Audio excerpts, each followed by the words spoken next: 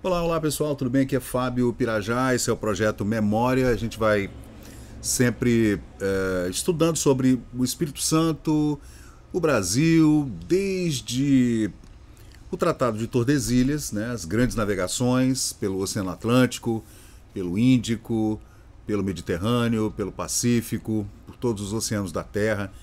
Esses homens e mulheres incríveis, né, que dedicaram suas vidas para essa empreitada, essas comissões dadas por normalmente pelos reis e monarcas, imperadores, etc., né?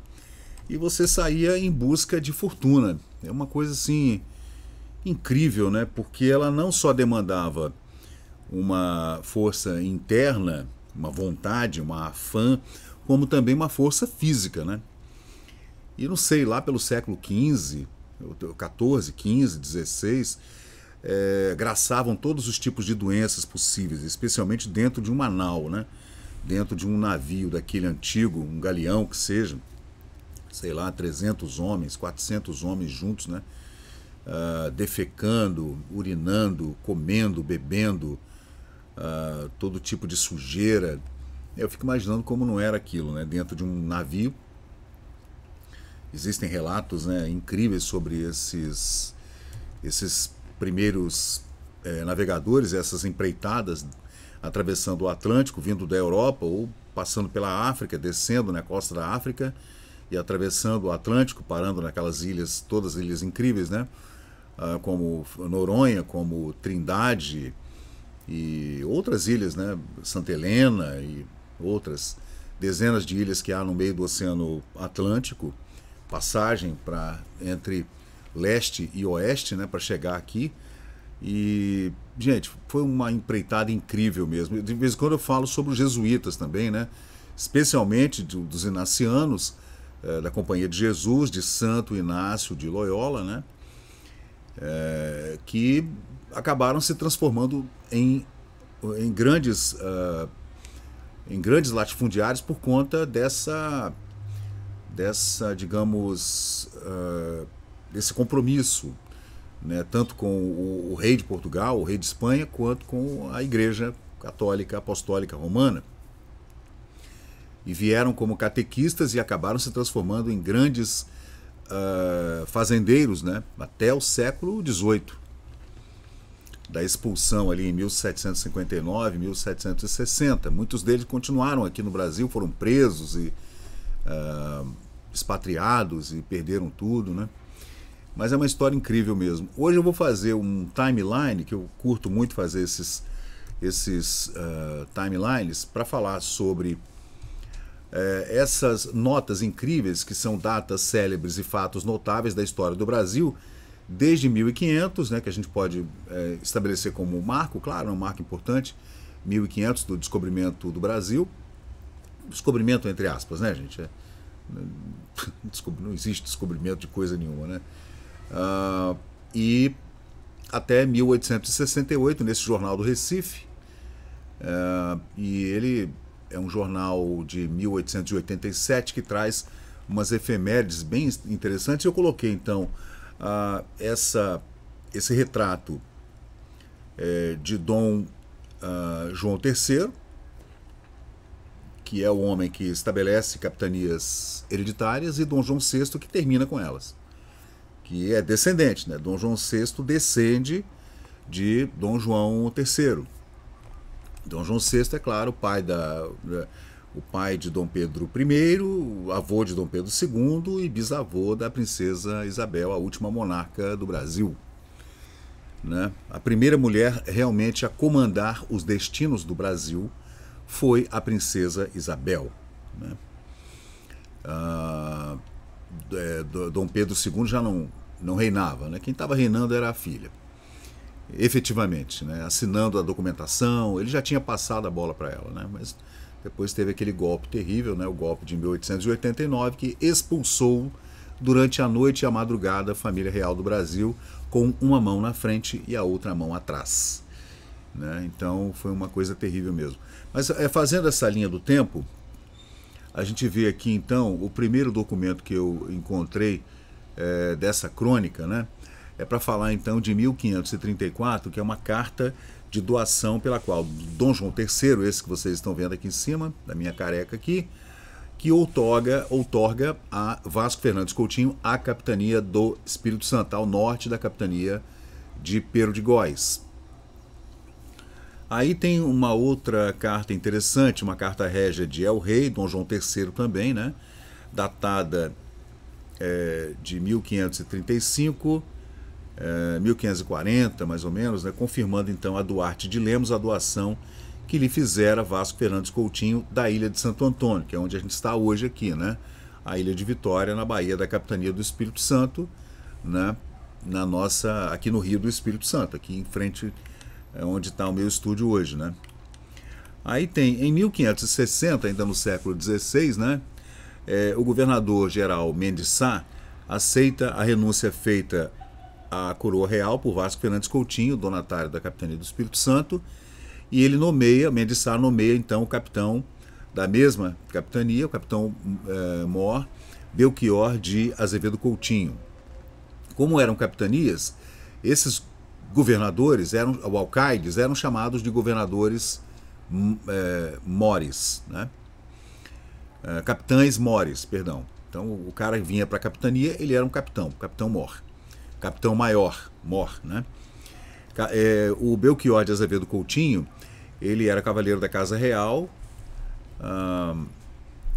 e a carta régia de El Rei Dom João III fala que ele foi assim elegido pelo povo e mais vozes, né? Isso está escrito na carta, né?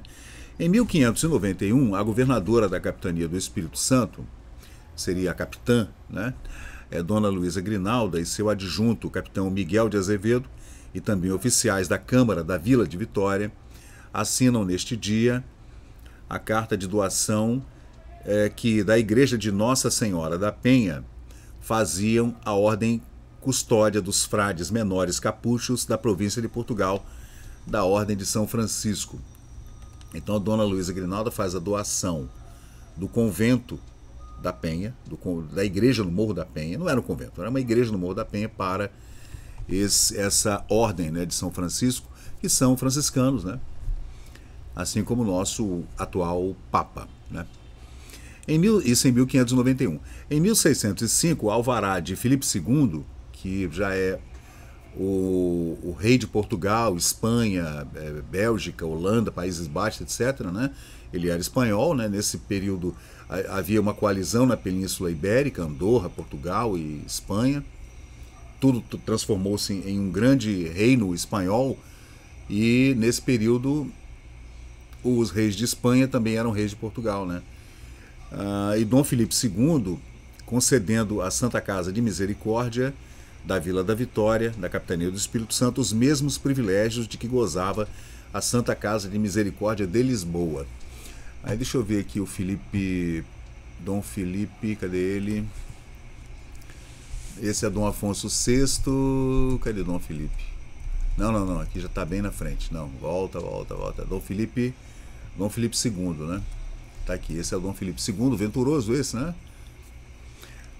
Eles tinham esses epítetos, né? Interessante. Como a princesa Isabel, a Redentora, né? Esses monarcas tinham esses epítetos, né? Eu acho meio brega, não gosto, acho feio. Mas tudo bem. Dom Filipe II, então, transforma a Santa Casa de Misericórdia de Vitória, que repito, já falei algumas vezes, é uma das santas casas mais antigas do Brasil. Ela data de meados do século XVI, onde teve já a igreja, a Santa Casa, convento, estabelecimento de uma paróquia, igreja, tudo.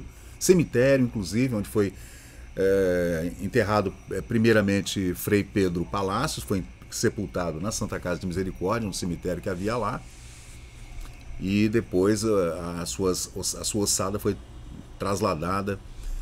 Primeiramente ele foi sepultado no convento da Penha, depois na Santa Casa de Misericórdia, depois foi trasladado para o convento de São Francisco, que fica aqui atrás de mim. Aí eu falei em 1605, né, que Dom Filipe II então transforma a Santa Casa de Misericórdia de Vitória com todos os privilégios da Santa Casa de Misericórdia de Lisboa. Lembrando que Filipe II ele era espanhol. Nesse período aqui é o período em que Portugal e Espanha tornaram-se um reino só, né?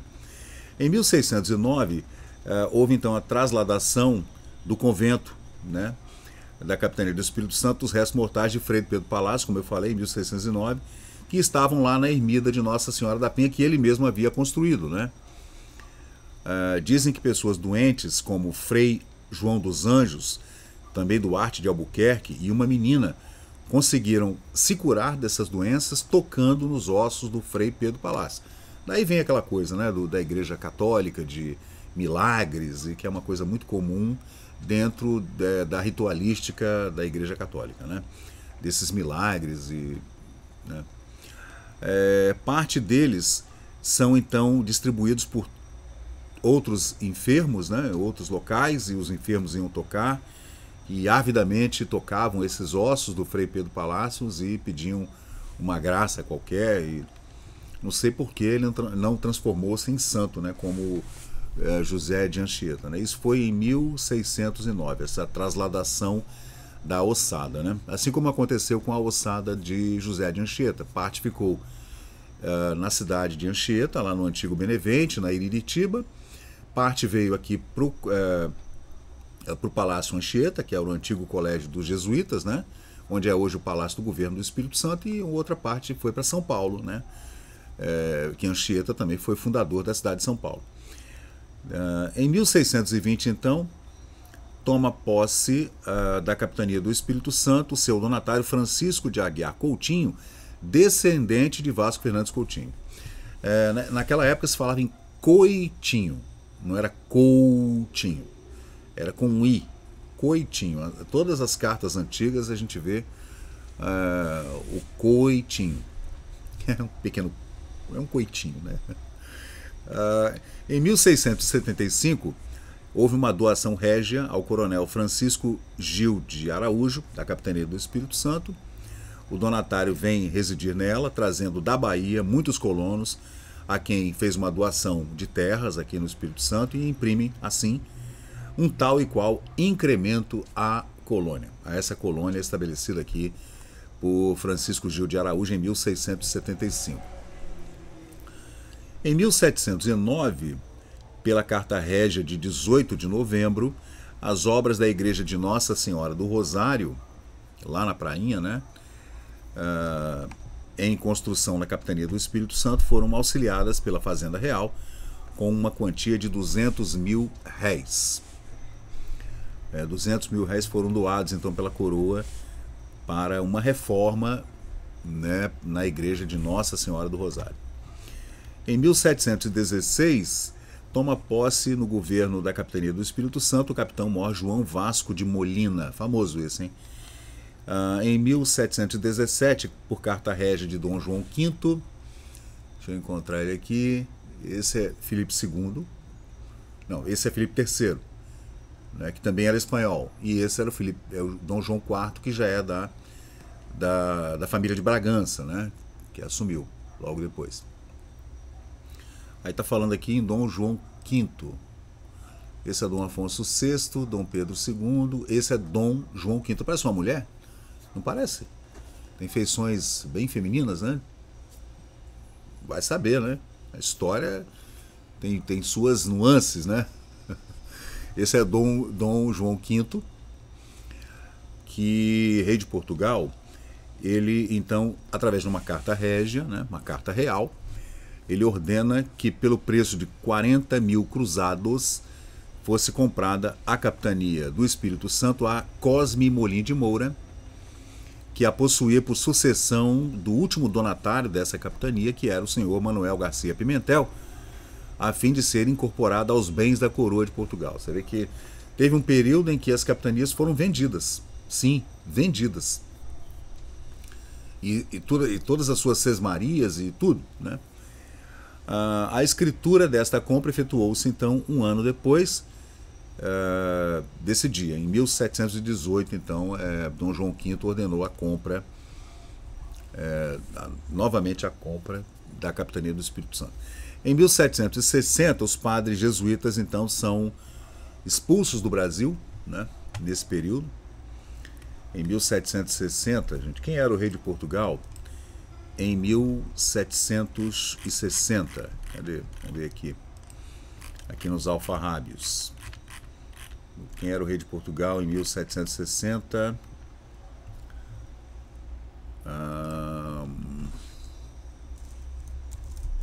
Reis de Portugal. A gente vem aqui no Pai dos Burros, né? Que é a nossa maravilhosa Wikipédia. Aí tá aqui, ó. Em 1760, quando foram expulsos, né, era Dom José I. Dom José I, ele era pai de Dona Maria I a Louca, né, que era esposa de Dom João VI, que era mãe de Dom Pedro I, a avó de Dom Pedro II. Então deixa eu ver aqui uma coisa. Dona Maria. Então nesse período, gente, em 1760, período em que era monarca de Portugal Dom José I, o Reformador, né, o Marquês de Pombal, nesse período também, era um homem responsável pelas finanças, né, primeiro-ministro, né, famosíssimo Marquês de Pombal, que era inclusive o primeiro-ministro português durante o terremoto de Lisboa, que acabou com a cidade. Isso talvez tenha precipitado a expulsão dos jesuítas no Brasil, que eram muito ricos, né? Muito ricos. A Companhia de Jesus tinha fazendas enormes, como a Muribeca, por exemplo, as fazendas do Pernambuco, do Rio, fazendas de açúcar, cachaça, né? O açúcar era chamado de ouro branco. Então, nesse período, o Marquês de Pombal meteu a caneta e expulsou os jesuítas do Brasil, né? Cadê? Dom José I. Esse é Dom José I, pai de Maria I, né, a Louca. Aí, continuando aqui, em 1794, é eleito o bispo de Olinda, o senhor Dom José Joaquim da Cunha Azevedo Coutinho, que nome grande, né? Nascido na vila de São Salvador, de Campos, né? Campos era chamado de São Salvador, tá? Quando a gente ouve falar em São Salvador, é a mesma coisa de falar Campos de Goytacazes, né? Que nesse período pertencia à capitania do Espírito Santo, né? Campos, nessa época, toda a região norte do Rio de Janeiro pertencia à comarca de Vitória, pertencia à capitania do Espírito Santo, né? E aqui é só uma curiosidade, não tem nada a ver com a história do Espírito Santo, esse bispo de Olinda que foi eleito e tal, não tem nada a ver. E em 1815, já na virada para o século XIX, que aí vira tudo, né, de cabeça para baixo, né? É Revolução Americana, depois Revolução Francesa. Entre a Revolução Americana e a Francesa, ainda teve a Revolução das Minas Gerais, que foi a Inconfidência Mineira, que aconteceu depois da independência dos Estados Unidos, que curiosamente era iluminista e aconteceu antes da Revolução Francesa, né? Antes da queda da Bastilha, da tomada da Bastilha, de todas as decapitações, etc., né? Das guilhotinas e tudo. Então, então a gente tem esse timeline, aí tem Napoleão Bonaparte, que aí a coisa muda, né, de qualquer jeito, a coisa fica completamente louca nesse período, né, em que a França sai do reinado, entra no império com um imperador, novo imperador, autocoroado, né, Napoleão Bonaparte, que estabelece um novo tratado político para toda a Europa, né. Ele só não conseguiu invadir Inglaterra e não conseguiu o seu intento em Portugal, porque a família real portuguesa embarcou nas naus e nos navios com galeões ingleses e vieram, toda a corte veio para o Brasil, né? Em 1815, então, o governador da capitania do Espírito Santo era o senhor Francisco Alberto Rubim, que dá o nome à Vila Rubim, etc., né? Com muitos descendentes aqui em Vitória até hoje. E lança a primeira pedra fundamental para a construção da igreja da povoação de Viana, dedicada a Nossa Senhora da Conceição.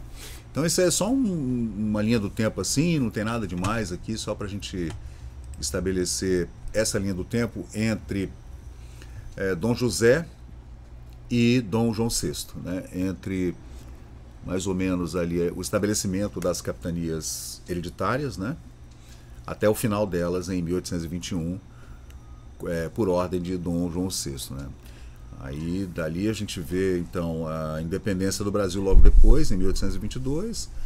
Aí Dom João VI volta para Portugal, senão ele não conseguiria restabelecer a coroa portuguesa para sua dinastia, para sua família, né? Aí logo depois Dom Pedro I também volta para Portugal para poder fazer com que sua filha assuma, porque seu irmão tinha dado um golpe lá na coroa portuguesa e ele volta para lá como Dom Pedro IV e a filha dele assume. E logo depois ele falece, né? Dom Pedro I falece em 1834, aí o mundo já é outro mundo, né? O mundo que está entrando na Revolução Industrial, aí já é outra coisa completamente. Você vê que o século XIX é um século importantíssimo, né? Que ele ainda vem da pirataria ali no final do século XVIII, aí entra no século XIX, aí já vem toda essa mudança das monarquias europeias durante as guerras napoleônicas, né? E logo depois a gente entra na Revolução Industrial, aí vem os navios a vapor, os trens a vapor, e já muda tudo, aí a coisa já entra numa manufatura, industrialização, o mundo muda completamente, aí vem a fotografia, né, as primeiras fotografias, então aí a coisa muda completamente dessa coisa antiga, meio renascentista, né, ou meio aquela coisa antiga lá da Idade Média, né? E a gente entra então numa outra fase da história do mundo, e o Brasil, claro, vem a reboque, o Espírito Santo também, né? Vem a reboque de toda essa mudança que aconteceu ali na primeira metade do século XIX. Então valeu, gente, eu sou o Fábio Pirajá, esse é o nosso projeto aqui de pesquisa, leitura sobre história, né? Que é um assunto que eu adoro, né? Essas histórias que a gente sempre encontra uma fofoca ali no meio, né? Sempre descobre assim uma coisa diferente. Quanto mais você aprofunda, mais você vai entendendo como é que funcionava toda essa política, essas fronteiras, né? O estabelecimento das capitanias, depois o término das capitanias hereditárias, o Brasil entra no estado de províncias e todos aqueles cartorários que são estabelecidos para a demarcação de terras, e o monarca brasileiro estabelecendo relações com aqueles fazendeiros e fazendo doação de títulos, né? Conde, barão, e todo mundo queria um, né? Marquês. Todo mundo estava ali, pelo amor de Deus, Dom João VI, ou Pedro I, ou Pedro II, me dá aí uma chancela real, né? Imperial, me dá um título qualquer, né? Mesmo que seja um título para coisa nenhuma, né? Que não servia para nada, esses títulos não serviam para nada. Então todo mundo queria, né? Então é interessante a gente analisar essas histórias incríveis do Brasil, que o Brasil realmente é o Brasil é uma fonte inesgotável de histórias incríveis, né? Ultimamente eu tenho relido, né, O Cortiço, né, o livro, né?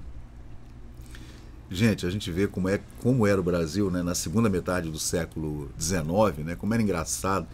O Rio de Janeiro, ele tinha todas aquelas relações interessantes com caboclos e escravos e alforriados, e os comerciantes portugueses, com os banqueiros ingleses e franceses, com o pessoal da marinha holandesa que vivia por aqui, junto com o pessoal da marinha inglesa, os marinheiros, confusão no meio da rua, briga, cachaçada, né? E o pessoal brigava, e as lavadeiras lavando roupa e quarando roupa nos varais, né? Incrível reler O Cortiço, né? Se tiver oportunidade, tem um filme também, né? Cortiço, que é um filme nacional dos anos 70, mas não é a mesma coisa do livro, né? O livro é incrível quando ele faz assim o relato de como funciona aquele cortiço, né? Dos personagens todos do livro, né? Da Bertoleza e outros, né, personagens do livro, da prostituta, né, das lavadeiras que ficavam lá no cortiço lavando suas roupas naqueles baldes, né? O balde era dado sem água, com água custava não sei quantos réis, e você podia pendurar a roupa lá naqueles cortiços para poder secar a roupa. Nas lavadeiras vendiam esse trabalho, né? As quituteiras, as doceiras, né? É muito legal ver como é que o Brasil se arregimentou né, no século, meados do século XIX até virado para o século XX, né? Então é isso aí, gente. Eu sou o Fábio Pirajá, esse é o Memória Capixaba. A gente volta a qualquer momento com mais histórias incríveis da história desse nosso incrível Brasil. Valeu! E chegamos ao final de mais um vídeo aqui do Memória Capixaba. E se você curtiu o conteúdo, por favor deixe seu like, compartilhe aqui o nosso canal e inscreva-se para mais novidades. Até a próxima e muito obrigado por participar aqui do Memória Capixaba.